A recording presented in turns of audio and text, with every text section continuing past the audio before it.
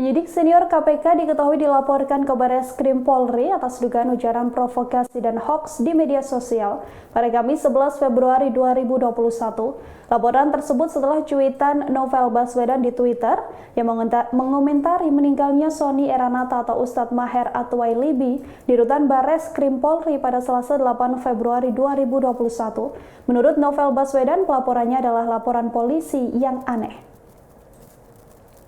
Dalam cuitannya, Novel Baswedan diketahui mengomentari kematian Ustadz Maher sebagai bentuk kepedulian terhadap rasa kemanusiaan. Ia lantas mengaku laporan yang ditujukan kepadanya adalah laporan yang aneh. Ia pun enggan menanggapi laporan itu. Ia juga mengatakan bahwa laporan tersebut terkesan mengada-ada. Terkait laporannya, Novel lantas mengatakan bahwa polisi tidak wajib merespon semua laporan yang dibuat oleh seseorang. Penyidik senior KPK tersebut lantas mengingatkan pada pelapor dirinya soal ancaman pidana di balik laporan yang mengada-ada. Novel merasa tidak ada yang salah dari pernyataan yang diungkap melalui cuitan di akun Twitter. Seperti diketahui, DPP Pemuda, Pelajar dan Mahasiswa Mitra Kamtibmas atau PPMK melaporkan Novel Baswedan ke Barreskrim Polri atas dugaan ujaran provokasi dan hoaks di media sosial. Novel diduga melanggar Undang-Undang ITE. Selain melaporkan ke Barreskrim Polri, DPP PPMK juga melaporkan Novel ke Dewan Pengawas KPK. Saya tidak merasa penting untuk bisa menanggapi ya, karena saya merasa laporan itu tidak masuk akal, aneh.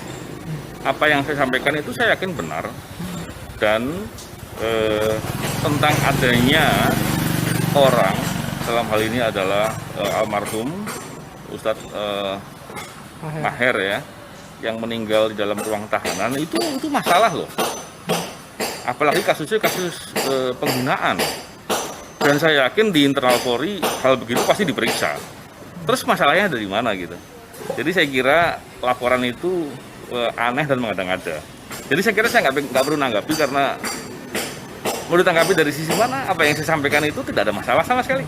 Enggak. Saya kira saya akan menunjukkan bahwa saya punya rasa kemanusiaan yang peka.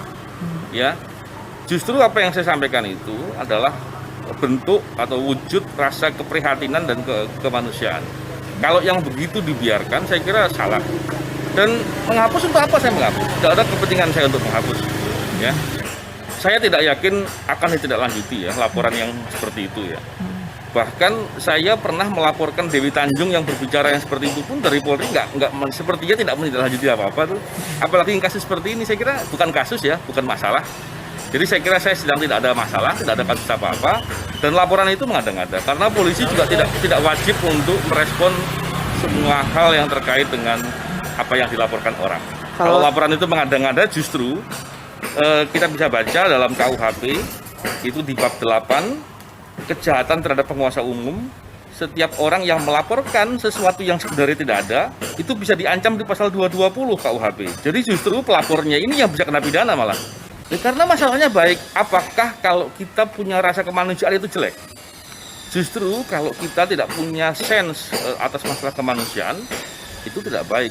Tapi ketika kita punya perhatian dengan masalah kemanusiaan, itu baik, itu berintegritas.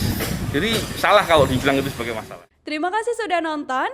Jangan lupa like, subscribe, dan share ya.